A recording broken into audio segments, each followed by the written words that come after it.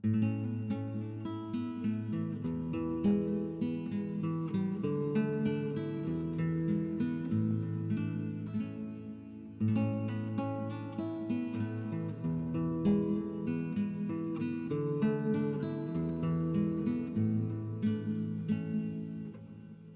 7, in which Kanga and Baby Roo come to the forest, and Piglet has a bath.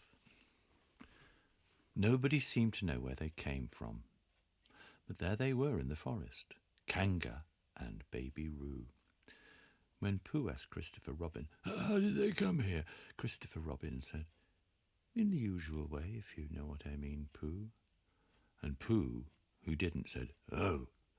And then he nodded his head twice and said, "In the usual way, ah." And then he went to call upon his friend Piglet to see what he thought about it, and at Piglet's house he found Rabbit. So they all talked together. "What I don't like about it is this," said Rabbit. "Here we are, you, Pooh, and you, Piglet, and me, and suddenly—" "And Eeyore," said Pooh. "And Eeyore, and suddenly—" "And Owl," said Pooh. "And Owl, and then suddenly—" Oh, and Eeyore," said Pooh. I was forgetting him." "Here we are," said Rabbit, very slowly and very carefully. "All of us. And then suddenly we wake up one morning, and what do we find? We find a strange animal among us, an animal whom we have never even heard before, an animal who carries her family around with her in her pocket. Suppose I carried my family around with me in my pocket. How many pockets should I want?" "16, said Piglet. "17, isn't it?" said Rabbit. "And one more for a handkerchief. That's 18. 18 pockets in one suit. I haven't time." There was a long and thoughtful silence, and then Pooh, who had been frowning hard for some minutes, said, "I make it 15. "What?" said Rabbit. 15. 15 what? Your family." "What about them?" Pooh rubbed his nose and said that he thought Rabbit had been talking about his family. "Did I?" said Rabbit carelessly. "Yes, you said—" "Never mind, Pooh," said Piglet impatiently. The question is, what are we going to do about Kanga?" "Oh, I see," said Pooh. "The best way," said Rabbit, "would be this. The best way would be to steal Baby Roo and hide him, and then when Kanga says, 'Where's Baby Roo?' we say, 'Aha!'" "Aha!" said Pooh, practising. "Aha! Aha!" Of course, he went, we could say aha, even if we hadn't stolen Baby Roo." "Pooh," said Rabbit kindly, "you haven't any brain." "I know," said Pooh humbly. "We say aha so that Kanga knows that we know where Baby Roo is. Aha means we will tell you where Baby Roo is if you promise to go away from the forest and never come back. Now, don't talk for a while I think." Pooh went into a corner and tried saying, "Aha!" in that sort of way. Sometimes it seemed to him that it did mean what Rabbit had said, and sometimes it seemed to him that it didn't. "I suppose it's just practice," he thought. "I wonder if Kanga will have to practice it too, so as to understand it." "There's just one thing," said Piglet, fidgeting a bit. I was talking to Christopher Robin, and he said that a Kanga was generally regarded as one of the fiercer animals.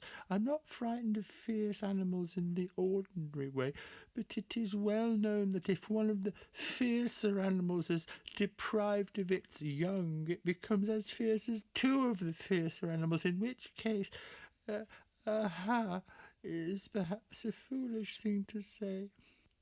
Piglet, said Rabbit, taking out a pencil and licking the end of it. You haven't any pluck.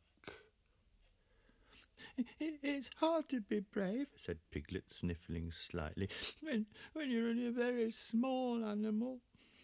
Rabbit, who had begun to write very busily, looked up and said, It is because you are only a very small animal that you will be useful in the adventure before us. Piglet was so excited at the idea of being useful that he forgot to be frightened any more, and when Rabbit went on to say that kangaroos were only fierce during the winter months, being at all other times of an affectionate disposition, he could hardly sit still. He was so eager to begin being useful at once. What's about me? Said Pooh sadly. I suppose I shan't be useful. Never mind, Pooh, said Piglet comfortingly. Another time, perhaps. Without Pooh, said Rabbit solemnly as he sharpened his pencil, the adventure would be impossible. Oh, said Piglet, and tried not to look disappointed, but Pooh went into a corner of the room and said proudly to himself, Possible without me, that sort of bear. Now, listen, all of you, said Rabbit when he had finished writing, and Pooh and Piglet sat listening very eagerly with their mouths open, and this is what Rabbit read out. Plan to capture Baby Roo. 1. General remarks. Kanga runs faster than any of us, even me. 2. More general remarks. Kanga never takes her eyes off Baby Roo, except when he's safely buttoned up in her pocket. 3. Therefore, if we are to capture Baby Roo, we must get a long start, because Kanga runs faster than any of us, even me. C1. 4. A thought. If Roo had jumped out of Kanga's pocket and Piglet had jumped in, Kanga wouldn't know the difference because Piglet is a very small animal. 5. Like Roo. 6. But Kanga would have to be looking in the other way first so as not to see Piglet jumping in. 7. C2. 8. Another thought, but if Pooh was talking to her very excitedly, she might look the other way for a moment. 9, and then I could run away with Roo. 10, quickly. 11, and Kanga wouldn't discover the difference until afterwards. Well, Rabbit read this out proudly, and for a little while after he read it, nobody said anything, and then Piglet, who had been opening and shutting his mouth without making any noise, managed to say very huskily, And afterwards? How do you mean? When Kanga does discover the difference. Then we all say, Aha! All three of us? Yes. Oh. Why, what's the trouble, Piglet? Nothing. As long as we all three say it, said Piglet. I don't mind, he said. I really don't mind, but I shouldn't care to say, aha, by myself. It wouldn't sound nearly so well, by the way, he said. You're quite sure that what you said about the winter months? The winter months? Yes, only being fierce in the winter months. Oh, yes, that's right. Well, Pooh, do you see what we have to do? No, said Pooh Bear. Not yet, he said. What do I do? Well, you just have to talk very hard to Kanga, so as she doesn't notice anything. Oh, what about? Anything you like. You mean like telling her about a little bit of poetry or something? That's it, said Rabbit. Splendid. Now, come along. And so they all went out to look for Kanga. Kanga and Roo were spending a quiet afternoon in a sandy part of the forest. Baby Roo was practicing very small jumps in the sand and falling down mouse holes and climbing out of them. And Kanga was fidgeting about and saying, "Just one more jump, dear, and then we must go home." And at that moment, who should come stumping up the hill but Pooh? "Afternoon, Kanga." "Good afternoon, Pooh." "Look at me jumping," squeaked Roo, and fell into another mouse hole. "Hello, Roo, my little fellow." "We were just going home," said Kanga. "Good afternoon, Rabbit. Good afternoon, Piglet." Rabbit and Piglet, who had now come up from the other side of the hill, said, "Good afternoon." "Hello, Roo." And Roo asked them to look at him jumping, so they stayed and looked. And Kanga looked too. "Oh, Kanga," said Pooh, after Rabbit had winked at him twice. "I don't know if you're interested in poetry at all." "Hardly at all," said Kanga. "Oh, Roo dear, just one more jump and then we must be going home." There was a short silence while Roo fell down another mouse hole. "Go on," said Rabbit in a loud whisper behind his paw. "So, talking of poetry," said Pooh, "I made up a little piece as I was coming along. It went like this. Let's see. "Fancy," said Kanga. "Now, Roo dear, you'll like this piece of poetry," said Rabbit. You'll love it," said Piglet. "You must listen very carefully," said Rabbit. So as not to miss any of it," said Piglet. "Oh, yes," said Kanga, but she still looked at Baby Roo. "How did it go, Pooh?" said Rabbit. Pooh gave a little cough and began. "That line's written by a bear of very little brain. On Monday when the sun is hot, I wonder to myself a lot. Now is it true or is it not that what is which and which is what? On Tuesday when it hails and snows, the feeling on me grows and grows that hardly anybody knows if those are those or those are those. These are those or those are those. On Wednesday when the sky is blue and I have nothing else to do, I sometimes wonder if it's true that who is what and what is who. On Thursday when it starts to freeze and hoarfrost twinkles on the trees, how very readily one sees that these are whose, but whose are these. On Friday, "Yes, it is, isn't it?"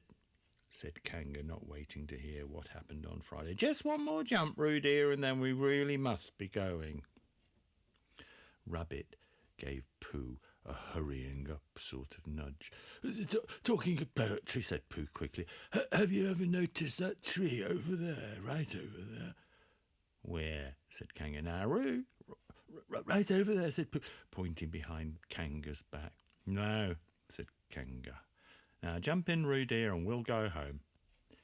"You ought to look at that tree right over there," said Rabbit.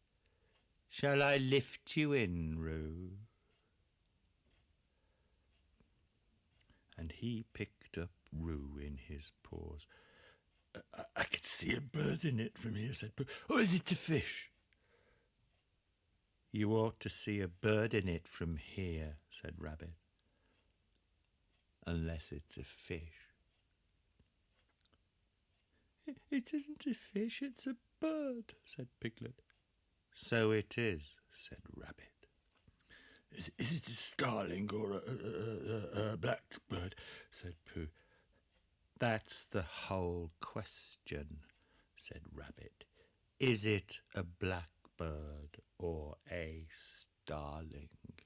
And then, at last, Kanga did turn her head to look, and the moment that her head was turned, Rabbit said in a loud voice, "In you go, Roo." and in jumped Piglet into Kanga's pocket, and off scampered Rabbit, with Roo in his paws, as fast as he could. "Why, where's Rabbit?" said Kanga, turning around again. "Are you all right, Roo dear?" Piglet made a squeaky Roo noise from the bottom of Kanga's pocket. Rabbit had to go away, said Pooh. I think he thought of something and then had to go and see about it suddenly. "And Piglet?" I think Piglet thought of something at the same time, suddenly. "Well, we really must be getting home," said Kanga. "Goodbye, Pooh." And in 3 large jumps she was gone. Pooh looked after her as she went. Wish I could jump like that, he thought. Some can and some can't, that's how it is. But there were moments when Piglet wished that Kanga couldn't. Often, when he had had a long walk home through the forest, he had wished that he were a bird. But now he thought jerkily to himself at the bottom of Kanga's pocket, "If this is flying, I shall never really take to it." And as he went up in the air, he went, "Ooh!" And as he came down, he went, "Ooh!" And as he was saying, "Ooh, ow, ooh, ow, ooh, ow," all the way to Kanga's house. Of course, as soon as Kanga unbuttoned her pocket, she saw what had happened. Just for a moment she thought she was frightened, and then she knew she wasn't, for she felt sure that Christopher Robin would never let any harm happen to Roo. So she said to herself, "If they are having a joke with me, I will have a joke with them." "Now then, Roo dear," she said as she took Piglet out of her pocket, "bedtime." "Aha," said Piglet as well as he could after his terrifying journey. But it wasn't a very good aha, and Kanga didn't seem to understand what it meant. "Bath first," said Kanga in a cheerful voice. "Aha," said Piglet again, looking around anxiously for the others, but the others weren't there. Rabbit was playing with Baby Roo in his own house, feeling more and more fond of him every minute, and Pooh, who had decided to be a Kanga, was still at the sandy place on the top of the forest practicing jumps. "I'm not at all sure," said Kanga in a thoughtful voice, "that it wouldn't be a good idea to have a cold bath this evening. Would you like that, Roo dear?" Piglet, who had never really been fond of baths, shuddered a long, indignant shudder, and said in as brave a voice as he could, "Kanga, I see that the time has come to speak plainly." "Funny little Roo," said Kanga, as she got the bath water ready. "I am not Roo," said Piglet loudly. "I'm Piglet." "Ah, yes, dear, yes," said Kanga soothingly, and imitating Piglet's voice too, so clever of him, she went on, and as she took a large bar of yellow soap out of the cupboard, "What will he be doing next?" "Can't you see?" shouted Piglet. "Haven't you got eyes? Look at me." "I am looking, Roo dear," said Kanga rather severely. "And you know what I told you yesterday about making faces. If you go on making faces like Piglet's, you will grow up to look like Piglet, and then think how sorry you will be. Now then, into the bath, and don't let me have to speak to you about it again." Before he knew where he was, Piglet was in the bath, and Kanga was scrubbing him firmly with a large lathery flannel. "Ow!" cried Piglet. "Let me out, I'm Piglet." "Don't open your mouth, dear, or the soap goes in," said Kanga. "There, what did I tell you?" "You did it on purpose," spluttered Piglet as soon as he could speak again, and then accidentally had another mouthful of lathery flannel. "That's right, dear, don't say anything," said Kanga, and in another minute Piglet was out of the bath, being rubbed dry with a towel. "Now," said Kanga, "there's your medicine, and then bed." What medicine?" said Piglet. To make you grow big and strong, dear, you don't want to grow up small and weak like Piglet, do you? Well then, at that moment there was a knock at the door. "Come in," said Kanga, and in came Christopher Robin. "Christopher Robin, Christopher Robin," cried Piglet. "Tell Kanga who I am. She keeps saying I'm Roo. I'm not Roo, am I?" Christopher Robin looked at him very carefully and shook his head. "Oh, you can't be Roo," he said, "because I've just seen Roo playing at Rabbit's house." "Well," said Kanga, "fancy that. Fancy my making a mistake like that." "There you are," said Piglet. I told you so. I'm Piglet." Christopher Robin shook his head again. "Oh, no, you're not Piglet," he said. "I know Piglet well, and he's quite a different colour." Piglet began to say that this was because he had just had a bath, and then he thought that perhaps he wouldn't say that, and as he opened his mouth to say something else, Kanga slipped the medicine spoon in and patted him on the back and told him that it was really quite a nice taste when you got used to it. "I knew it wasn't Piglet," said Kanga. "I wonder who it could be." "Perhaps it's some relation of Pooh's," said Christopher Robin. "What about a nephew or an uncle or something?" Kanga agreed that this was probably what it was, and said that they would have to call it by some name. "I shall call it Pootle," said Christopher Robin.